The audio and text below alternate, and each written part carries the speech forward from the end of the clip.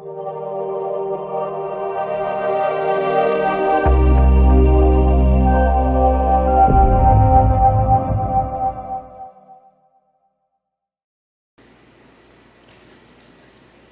e paz a todos vocês, aos que estão aqui perto e a você que está em casa.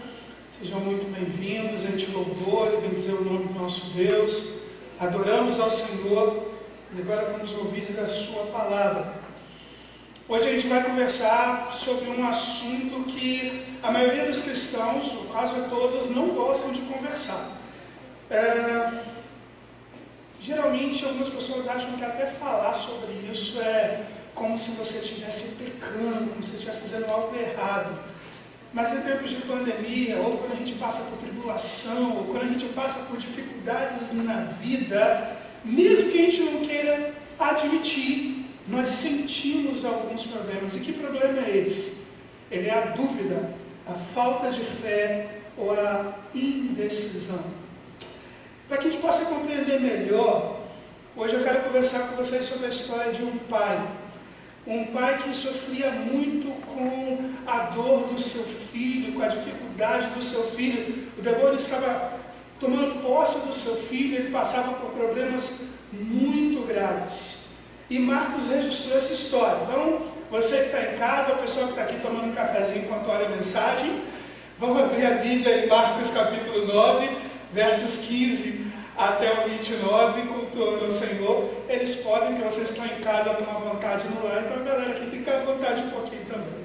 Vamos lá, Marcos 9, de 15 em diante, diz assim: Logo que o povo viu Jesus, ficou muito surpreso e correu para saudá-lo. Perguntou Jesus: o que vocês estavam discutindo? Um homem no meio da multidão respondeu: Mestre, eu te trouxe o meu filho, que está com um espírito que o impede de falar. Onde quer que o apanhe, jogam no chão, ele espuma pela boca, arranja os dentes, fica rígido. Eu pedi aos seus discípulos que expulsassem o demônio, mas eles não conseguiram. Respondeu Jesus: ó geração incrédula, até quando estarei com vocês? Até quando terei de suportá-los? Tragam-me o menino. Então eles o trouxeram, e quando o Espírito viu Jesus, imediatamente causou uma convulsão no menino. Este caiu no chão e começou a rolar, espumando pela boca. Jesus perguntou ao pai do menino: há quanto tempo ele está assim? Desde a infância, respondeu ele. Muitas vezes o tenho lançado no fogo e na água para matá-lo, mas se podes fazer alguma coisa, tem compaixão de nós e ajuda-nos. Se podes, disse Jesus, tudo é possível ao que crê. Imediatamente o pai do menino exclamou: creio, ajuda-me a vencer a minha incredulidade. Quando Jesus viu que a multidão estava se ajuntando, repreendeu o espírito imundo, dizendo: espírito mudo e surdo, eu te ordeno que o deixe, nunca mais entre nele. O espírito gritou, se agitou violentamente e saiu. O menino ficou como morto, a ponto de muitos dizerem: ele morreu. Mas Jesus tomou-o pela mão e o levantou, e ele ficou em pé. Depois de Jesus ter entrado em casa, seus discípulos lhe perguntaram em particular: por que não conseguimos expulsá-lo? E ele respondeu: essa espécie só sai pela oração e pelo jejum. Aqui nós vemos então um pai que ouviu falar de Jesus, do poder de Jesus, de tudo que Jesus estava fazendo, e levou o seu filho para poder ser curado por Jesus. No meio do caminho encontrou os discípulos e eles tentaram expulsar o demônio e não conseguiram. Nós temos alguns desses elementos no próprio texto. O verso 17 diz para a gente que o pai falou: eu trouxe o menino para te ver, Jesus. Verso 18 relata o sofrimento, como o demônio estava fazendo com o menino. O verso 21 diz que isso era desde a infância do menino. Mas o verso 18 relata outra coisa, que os discípulos não conseguiram curar. Havia algo ali que deixou ele sem conseguir curar. Mas antes de a gente entrar nesse contexto todo, eu quero te convidar a gente focar a atenção um pouco mais nos versículos de 22 a 24.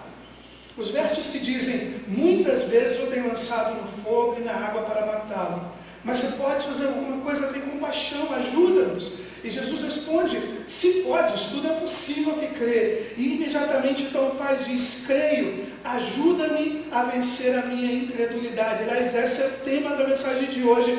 Ajuda-me a vencer a minha incredulidade. É claro que eu não estou aqui para esgotar esse assunto. Não vou conseguir responder todas as perguntas. Na verdade, se hoje você que está assistindo essa mensagem, seja pela internet, seja os meninos aqui, se você conseguir compreender que dúvida é algo que todo mundo tem, se você conseguir compreender que dúvida é um sintoma, ela não é uma causa, e se conseguir aprender pelo menos 2 formas de vencer a dúvida, eu me dou por satisfeito, estou extremamente satisfeito.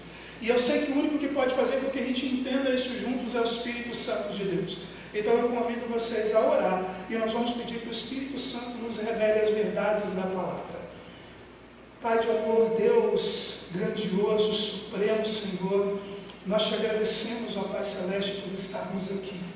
Senhor, hoje eu te agradeço, ó Deus, pelos aniversariantes da nossa igreja, a Fani, ó Pai, a Miriam, o Serjão, ó Deus, que estão em casa, que o Senhor abençoe a eles e as suas famílias, abençoe os aniversariantes que estarão também durante a semana. Esteja, ó Deus, conosco, ó Pai, fala conosco através da Tua palavra, revela a verdade que está na Tua palavra e ajuda-nos, ó Pai, a vencer a dúvida que muitas vezes assola o nosso coração. Nós oramos em nome de Jesus. Amém. Vamos lá. Nós vemos um pai que teve a coragem de se expor diante de Jesus. Apesar de estar com a fé abalada, apesar de estar passando por problemas, ele sentiu, ele percebeu a dúvida que estava no coração e não teve medo de revelar a Jesus, embora Jesus conhecia o coração dele. Dúvida, incertezas, falta de fé ou momentos que a gente vacila na fé, é algo que se manifesta na nossa vida o tempo todo. Na verdade, é algo comum a todo mundo, principalmente aos crentes que precisam viver pela fé. Isso acontece com todas as pessoas. E qualquer pessoa que afirma que não tem momento de dúvida na sua vida, que a fé em algum momento não vacilou, mente descaradamente. Porque a dúvida faz parte da vida humana. Nós vamos entender algumas coisas sobre dúvida, se Deus quiser, isso vai nos ajudar. A primeira coisa é que a dúvida, por que eu afirmo que ela se revela em qualquer momento a todos nós? Porque a dúvida revela uma fraqueza humana. Simplesmente a primeira coisa que a gente precisa entender é que dúvida revela a fraqueza de todo o ser humano. Ela revela que somos vulneráveis. Ela revela que somos frágeis. E por que somos assim? Porque nós somos limitados. Como ninguém gosta de mostrar fraqueza, como ninguém gosta de mostrar fragilidade, vulnerabilidade, a dúvida nos incomoda demais. Nós somos criados para sermos super crentes, que nunca duvidam, que nunca passam por problemas, que nunca têm dificuldades. Mas isso não é verdade. Por quê? Porque somos limitados no nosso poder, somos limitados no nosso conhecimento e somos limitados na nossa perspectiva de vida. Nós não enxergamos o todo. O apóstolo Paulo, por exemplo, em 1 Coríntios capítulo 13, 12, ele nos diz que agora nós vemos como em espelho, vemos apenas em parte, um reflexo obscuro, mas um dia nós vamos ver por completo. Então, duvidar é algo que faz parte inerente à natureza humana. Porém, nós temos que tirar algumas situações que nos confundem. Dúvida não é ceticismo. Ceticismo é uma decisão deliberada de não crer em algo por causa dos nossos princípios. Dúvida também não é incredulidade, embora em algumas traduções saiu essa palavra. Dúvida não é incredulidade, porque incredulidade também é uma decisão. É uma decisão de vontade, uma decisão de que não quer crer em Deus. E se é um ato de vontade, você pode ter ou não. Então o que é dúvida? Dúvida muitas vezes é fazer perguntas, é expressar uma incerteza do ponto de vista da fé.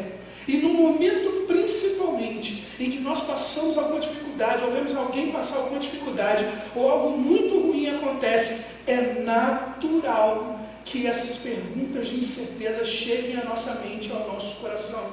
Então nós temos que parar de ter vergonha de ter dúvida. Não que você também possa viver com dúvida, mas quando ela acontecer, vergonha não resolve a dúvida. Entender que ela faz parte da nossa limitação nos ajuda a ter menos vergonha e a passar a tentar resolver a questão.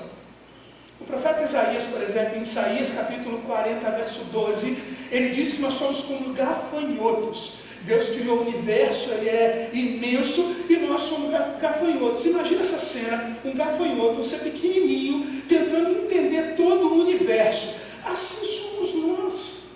Então não é à toa, por exemplo, que Deus teve que se revelar. Nós não temos como conhecê-lo. Por isso Deus precisou se revelar a nós. Ele precisou achar formas para que nós pudéssemos conhecê-lo, não entendê-lo. Ninguém tem condição de entender a Deus. Por definição, se ele é Deus, ele não pode ser entendido. Se nós pudéssemos entendê-lo, ele não seria Deus. Simples assim. E é aí que nós entramos no nosso segundo problema. Se a dúvida, por um lado, revela a nossa fragilidade, a nossa fraqueza humana, nossa limitação, a dúvida também revela nossa falta de compreensão das coisas. Aqui, nós podemos entender que não somos capazes de conhecer toda a grandeza de Deus, todo o seu poder, quem Ele é. Essa é a questão em si. Só que isso assusta o ser humano. Nós fomos criados e aprendemos que nós temos que compreender tudo, porque nós queremos ter controle sobre as coisas. E para ter controle sobre as coisas, nós temos que compreendê-las por completo. Como nós não conseguimos entender a vida por completo, não conseguimos entender a Deus e sua grandiosidade, isso gera medo, isso gera dúvida. Na verdade, essa dúvida vem da nossa incapacidade e não da incapacidade de Deus. A gente não pode se confundir. O que acontece? Nós interpretamos nossa limitação de compreensão, interpretamos nossa incapacidade de conhecer a Deus como se não fosse verdadeiro.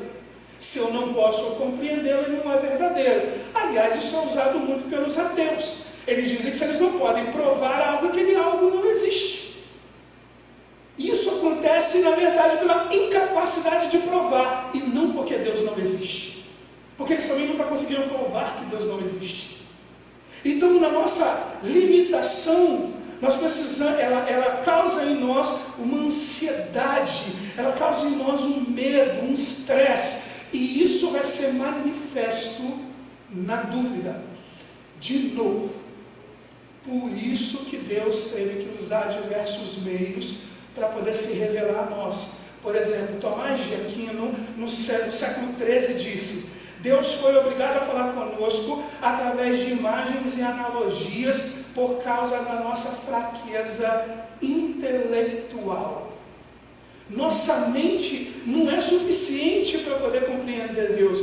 Por isso, João Calvino diz que Deus ele se adapta à nossa fraqueza, ele se adapta à nossa limitação, para que nós pudéssemos conhecê-lo, e assim ele se revela a nós.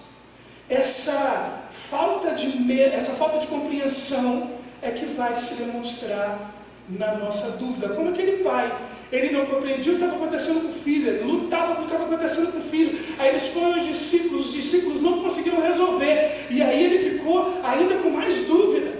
Essa dúvida se manifesta por isso. Eu fiquei pensando numa analogia para usar. E a forma que nós talvez possamos pensar nisso é como se estivéssemos dirigindo. Qualquer pessoa, se já dirige um carro, qualquer um que mesmo não dirigindo, que está no banco de carona, consegue entender isso. Uma vez eu estava vindo de Nova Venécia aqui para Pinheiros. E a gente pegou um forte nevoeiro pelo meio do caminho.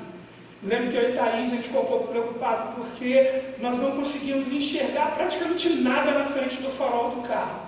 Então imagina você dirigir o seu carro à noite, num breu danado, aqui em Pinheiros são um monte de roça, que não tem iluminação, realmente viu um breu danado. E imagina que ainda tem um nevoeiro, você quase não enxerga a estrada, você enxerga um pouco do que o farol consegue te mostrar. E aí você está indo de uma cidade a outra, você precisa chegar em casa, então você continua dirigindo, mesmo que você não veja a paisagem, mesmo que você não veja direito a estrada, você só vê um pedaço da estrada, mas você continua dirigindo, de repente a estrada vira para a direita, uma curva estranha, e aí você vira para a direita, daqui a pouco você vê que a estrada está dando uma volta danada. Por que ela não segue por aqui? Mas você continua na estrada, você faz toda a volta.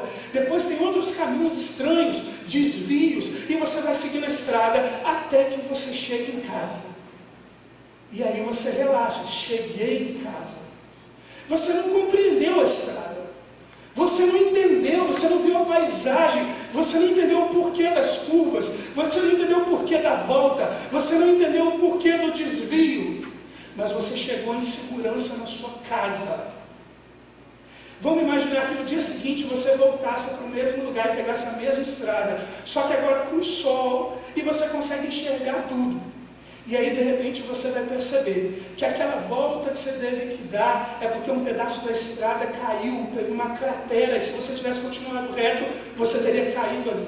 De repente, você percebe que uma curva fechada é porque à frente tinha um penhasco. Ou você percebe que uma outra curva que você não entendeu o porquê dela também é porque ali na frente tinha um rio, você ia cair no rio, a correnteza ia te levar. Enfim, finalmente você entende que aquela estrada te livrou de vários perigos. Assim é a nossa vida. Assim é a necessidade de ter fé em Deus. Nós não vamos compreender tudo. Nós não vamos ver toda a paisagem.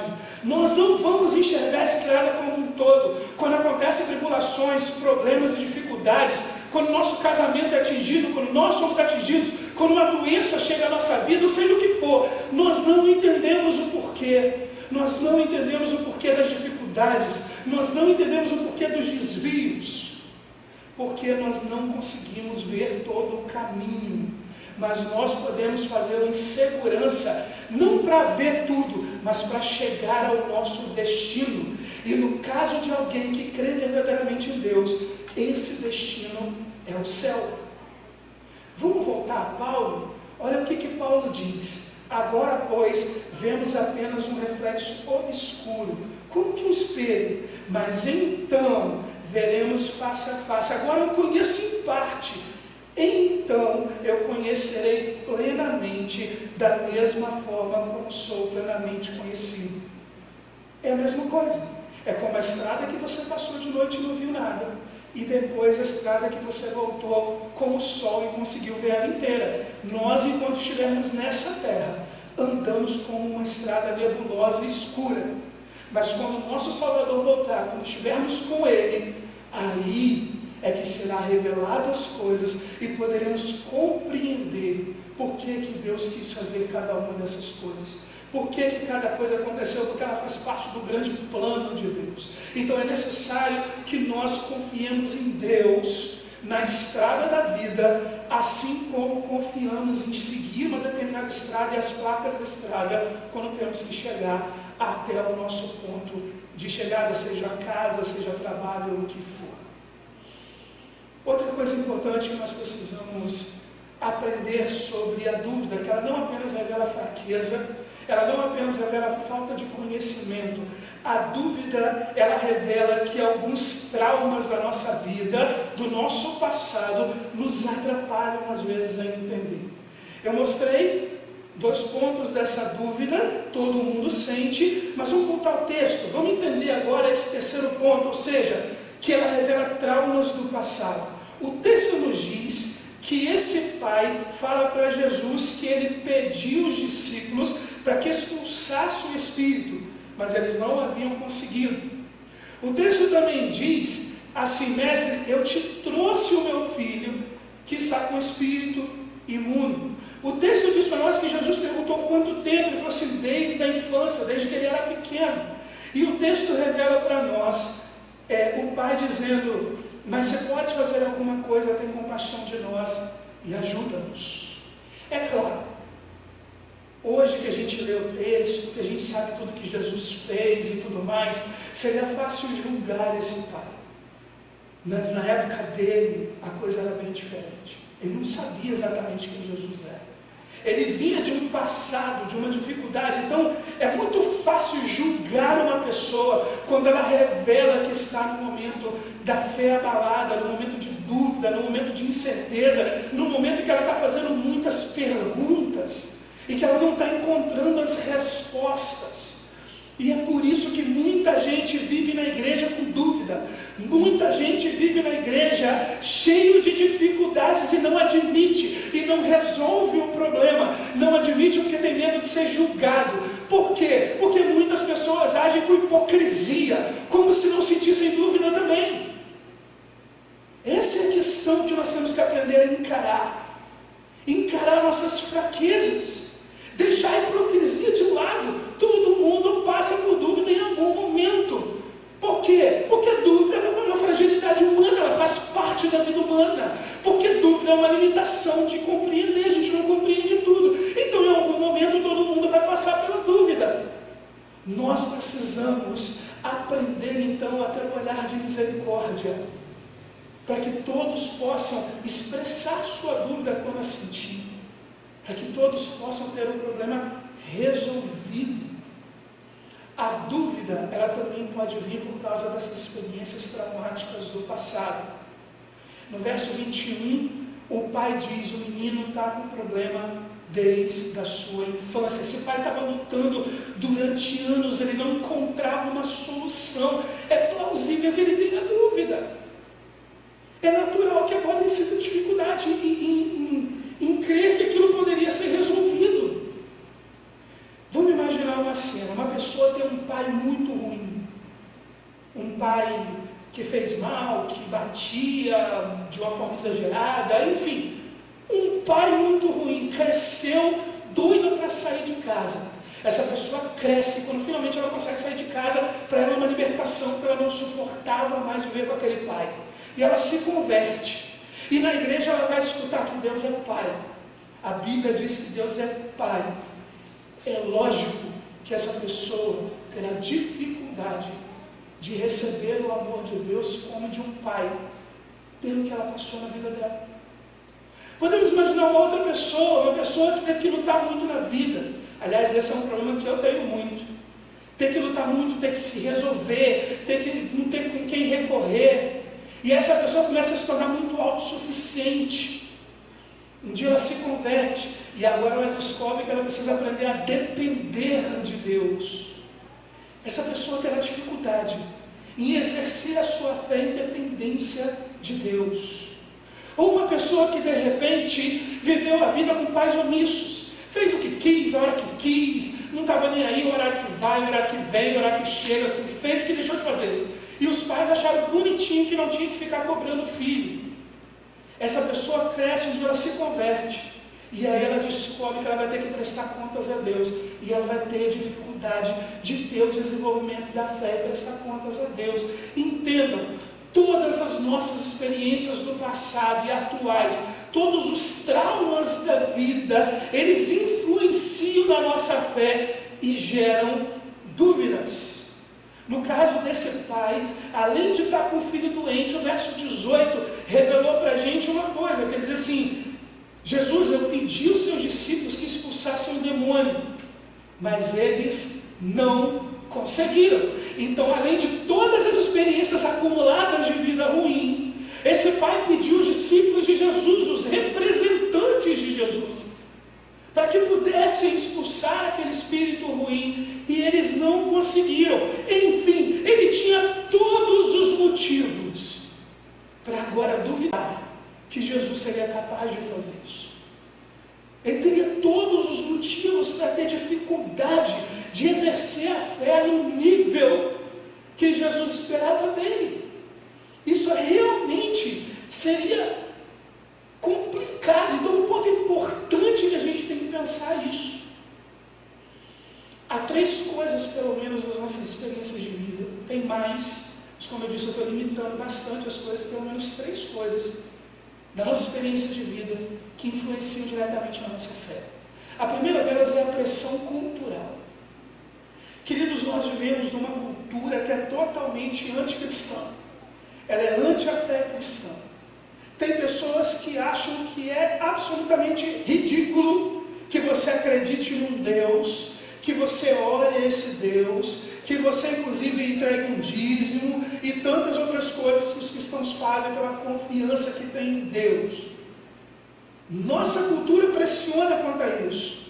E aí a televisão pressiona contra a nossa fé, fé, a internet pressiona contra a nossa fé, e os amigos que a gente convive no dia a dia, no trabalho, na rua e tudo mais, pressionam contra a nossa fé com questionamentos que muitas vezes a gente não consegue responder, porque algumas coisas estão totalmente no nível de fé. Isso quer dizer que toda essa pressão vai influenciar no cristão na hora de exercer a sua fé, e vai gerar dúvida. E aí a gente olha, por exemplo, para as nossas crianças.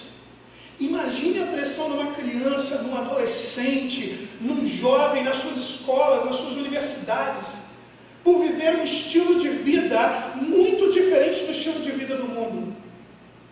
E sabe o que mais nos espanta?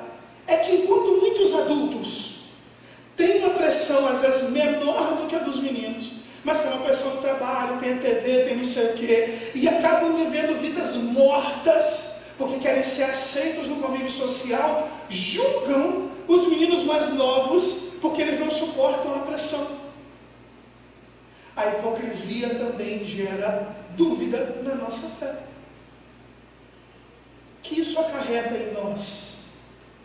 É que muitas vezes, para ser aceito pelas pessoas, muitas vezes com medo de ser ridicularizado pelas pessoas, pelo meio social, os crentes começam a aceitar viver uma vida superficial com Deus. E Jesus nos avisa que a casa que é posta em cima da areia, quando vier a tempestade, vai cair, vai ruir. Então uma fé superficial vai gerar e muito dúvida no momento da tribulação, no momento da dificuldade. O segundo ponto que a gente tem nessa questão é o ensino errado. Quantas vezes ensinos errados na igreja, disfarçados de ensino bíblico, mas que são feitos só para agradar as pessoas e encher a igreja, têm gerado crentes fracos e mortos. Muitos se tornam excelentes profissionais, pessoas empoderadas, mas são péssimos cristãos e desonram o nome de Deus. Essas mesmas pessoas podem ter muito poder no seu trabalho, muito poder lá fora, mas não têm o verdadeiro poder da palavra de Deus, porque o ensino é feito para agradá-las e não para realmente ensiná-las as leis de Deus e a forma como Deus o faz. Via de regra, nós vemos isso acontecer o tempo todo. Não é à toa que a Bíblia tem sido adaptada para poder aceitar uma série de pecados ao qual a Bíblia é contra. Mas isso é feito para agradar. E esse falso ensino cria crentes fracos e mortos. Quantas pessoas estão fora da igreja porque estão decepcionados com a igreja? Quantas pessoas estão fora da igreja porque acabam se decepcionando com Deus, porque foram ensinados de forma errada e acabam achando que quem errou foi Deus? Quantas pessoas perderam, duvidam da fé por causa de decepções vindas de falsos ensinos? E quantas pessoas estão na igreja e na verdade estão mortas, cheias de dúvidas e não sabem como resolvê-las? O falso ensino também destrói o firme fundamento da fé e enche os nossos corações de dúvida, mesmo que a gente tenha medo ou vergonha de admitir. E o terceiro ponto das experiências de vida são os traumas. Nem todo mundo cresceu na igreja, mas mesmo quem cresceu na igreja, ou quem se converteu depois, passou por traumas na vida, passou por decepções na vida. Enfim, elas compõem a experiência nossa.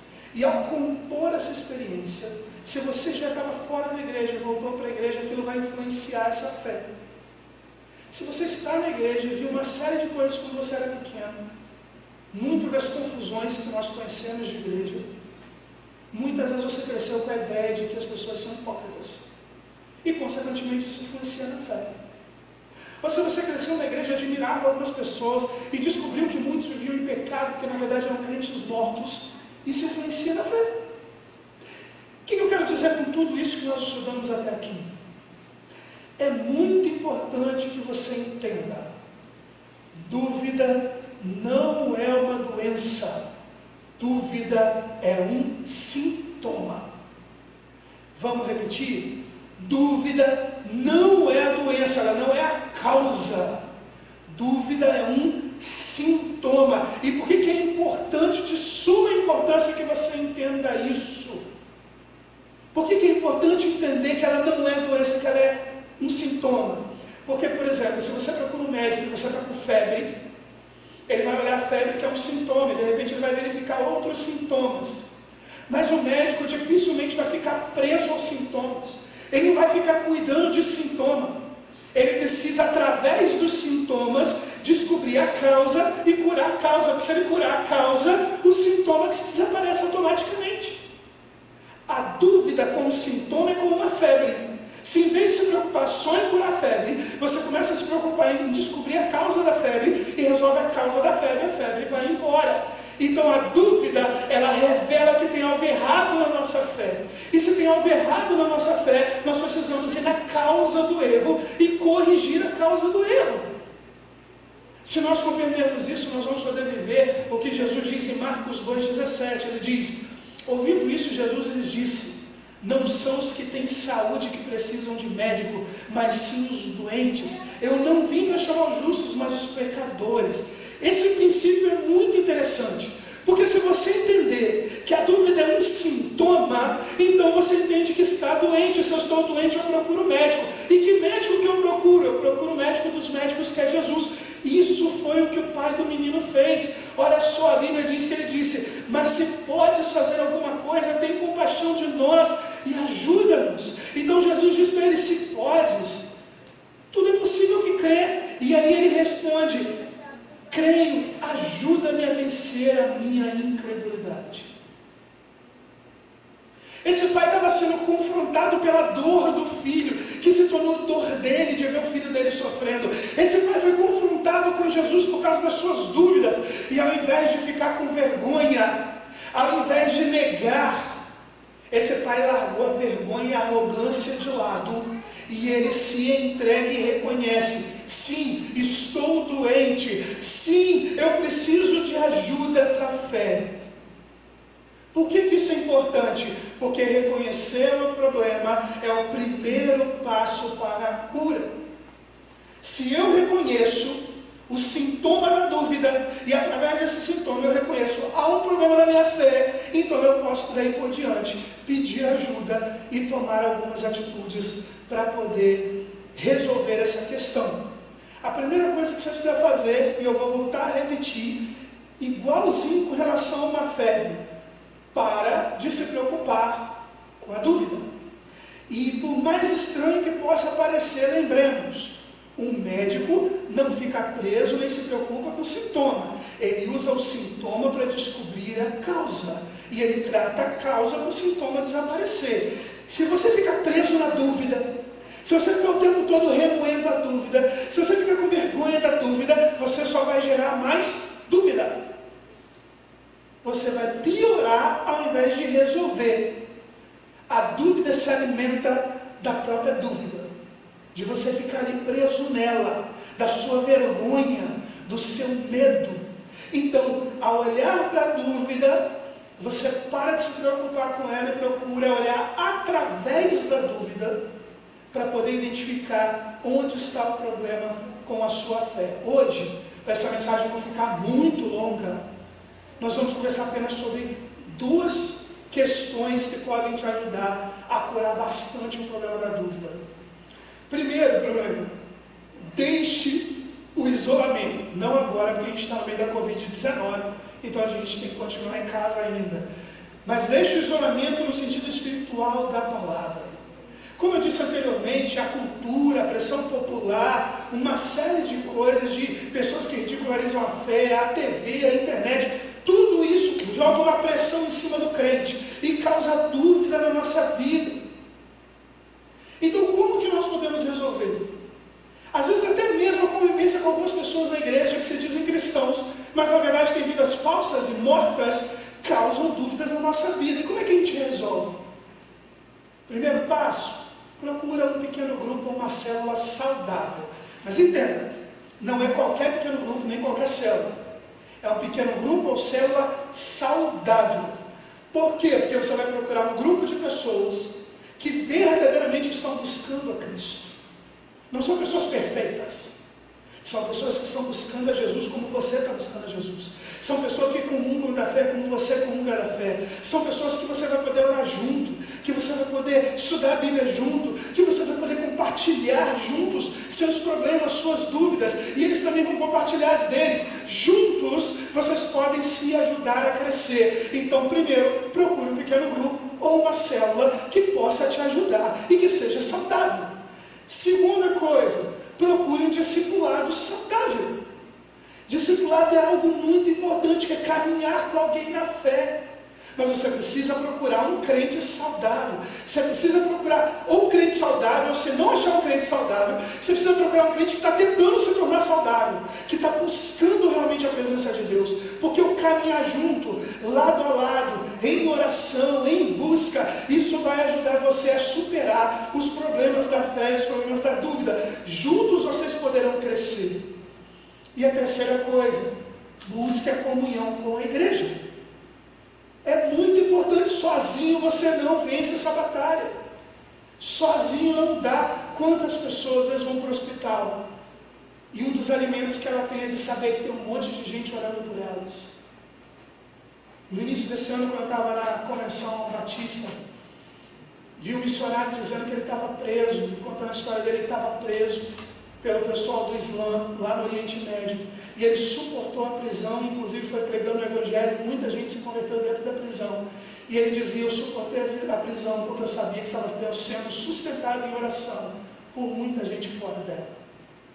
No início desse ano, na verdade, final do ano passado, no início desse ano, porque eu passei meu ano novo numa UTI, uma das coisas que faz suportar e manter a fé em Cristo é ver quantas pessoas estavam orando, mandando mensagens, mandando orações, para que a gente consiga vencer esses momentos. Então, ter comunhão com a igreja, com uma família de fé, te dá o suporte para poder enfrentar as incertezas e as dúvidas da vida.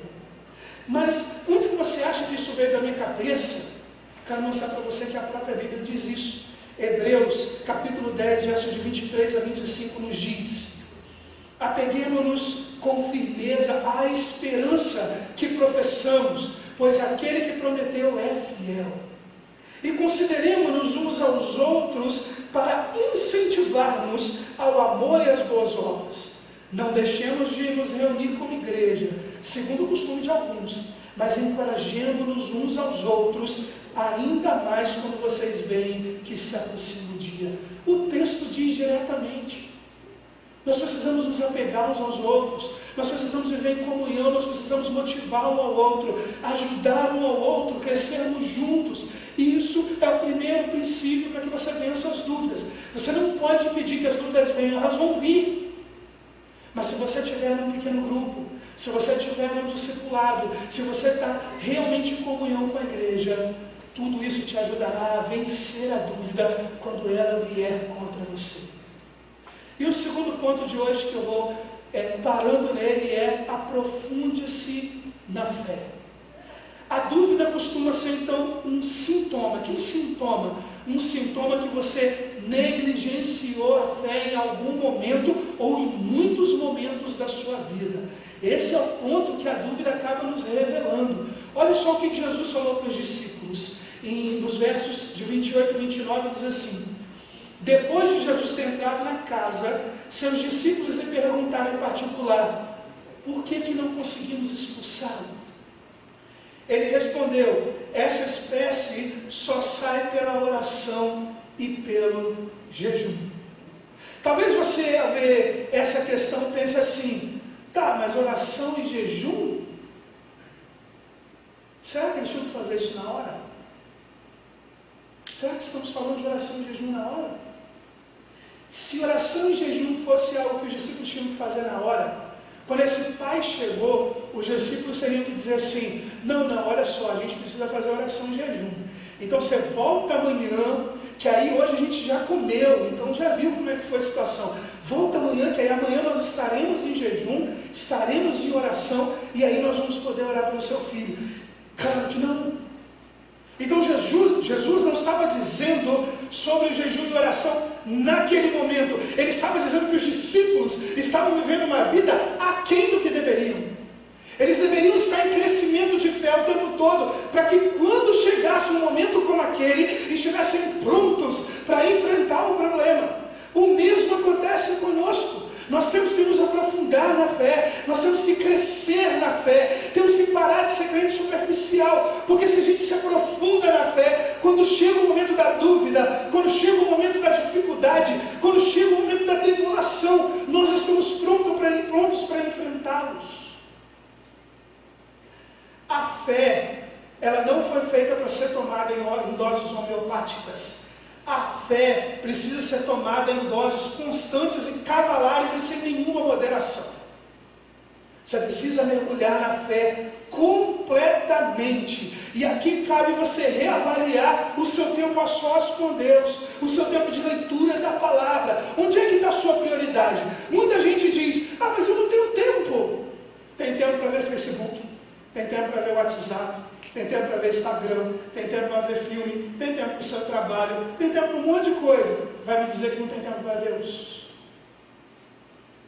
Essa dita falta de tempo é que verdadeiramente tem criado crentes fracos que não suportam o momento difícil da dúvida. Nós precisamos entender que é importante crescer na fé. Quer ver uma coisa? Eu não sei se você que está me assistindo já leu o livro de Jó. Jó sofreu muito. Mas o grande segredo no livro de Jó está no capítulo 1. O capítulo 1 mostra que Jó era um homem muito rico, era um homem de negócios. Então ele era um homem com pouquíssimo tempo, porque ele tinha que cuidar de todos os seus negócios, de todos os seus empregados, de vários filhos que ele tinha.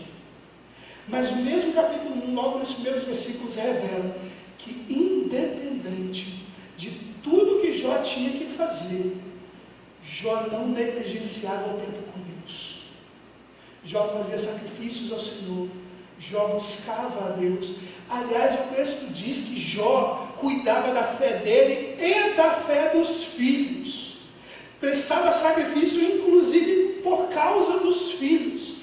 Como Jó era uma pessoa que já buscava a Deus, é por isso que Deus vira para Satanás e diz o quê? Pode testá-lo, pode fazer o que for, eu tenho certeza que ele não cai. Jó não caía porque era alguém que buscava a Deus, era alguém que crescia. E aí você pode pensar, pastor, mas eu não sei como fazer, eu não sei se eu faço de manhã, eu não sei se eu faço de noite, eu não sei se eu faço na hora do almoço. Não importa o horário que você vai fazer, importa que você faça. Não importa em que horário do dia você lê a Bíblia, importa que você leia. Devocional, que inclui uma leitura sistemática da Escritura. Mas não apenas ler, você precisa estudar, meditar na palavra de Deus. Precisa procurar memorizar versículo, e aqui eu vou te dar uma dica. Muita gente pensa em memorizar versículo e acha que tem que memorizar 10 versículos por dia. Se você procurar memorizar um versículo por semana, então todo dia você vai meditar nele, você vai repeti-lo, até que você memorize um versículo por semana. Nós temos 54 semanas no ano. Em um único ano, você pode aprender 54 versículos diferentes. De repente você olhar, pastor, 54 é muito pouco, é muito mais do que provavelmente você sabe decorado hoje. Então nós temos que começar imediatamente. Pelo menos um por semana vai fazer grande diferença na sua vida. Como é que eu escolho o versículo? Ora, se você está estudando a Bíblia, o versículo que o Espírito Santo te tocar muito no seu coração, destaca ele, escreve num caderno e começa a memorizá-lo aquela semana. Estude sobre ele, veja o significado dele, aprenda sobre aquele versículo que já tocou no seu coração. Memorize-o, e no momento da tribulação, o Espírito Santo te trará à memória aquilo que nos dá esperança e te ajudará a vencer as tribulações da vida. E outra coisa importante sobre o devocional: não basta você parar para orar, para ler a Bíblia, para meditar e ficar por isso mesmo. Você precisa colocar em prática. Então todo o ensino da Bíblia precisa ser transformado no ensino prático para o seu dia a dia. Para quando você estiver na empresa, para quando você estiver em casa, para quando você estiver no trabalho, para o seu dia a dia, para as coisas que você faz no dia a dia. A Bíblia precisa ser aplicada. Então lembre-se que a palavra de Deus Ela simplesmente criou o mundo. Foi pela palavra que Deus criou tudo que nós vemos. Essa mesma palavra também tem o poder de transformar a sua vida e transformar a sua história e a vida da sua família, porque ela tem o poder criativo de Deus. Por que isso tudo é importante? Porque a parábola do semeador nos mostra que nós precisamos ser terra boa. Terra boa é uma terra preparada. Às vezes não é nem a semente tanto que importa em si. Se você tiver uma ótima semente em uma terra ruim, ela não vai. Se você tiver uma semente mais ou menos, e ela conseguir abrir, se a terra é boa, se ela está bem preparada, aquela árvorezinha vai se desenvolver. Seu coração e sua vida precisa ser terra boa. E se a sua terra é boa e essa árvore crescer, a árvore da fé crescer, as raízes dela vão se tornar profundas e pode vir a tempestade, essas raízes vão te firmar no Deus Todo-Poderoso. Concluindo essa mensagem, assim nós vemos que Jesus nos ensinou que uma casa precisa ser posta na rocha. A rocha é o próprio Jesus e a palavra dele. Na verdade, no texto você vai verificar que é a prática da palavra de Deus que é a rocha que temos que firmar a nossa vida. Então, voltando ao início, vamos lembrar da nossa meta. Deixe a sua vergonha de lado e entenda, dúvida faz parte da vida humana, porque dúvida faz parte da nossa fraqueza. Segunda coisa, entenda de uma vez por todas que dúvida é um sintoma. Então, olhe para a sua dúvida e entenda a causa. Sua dúvida, de repente, é porque você não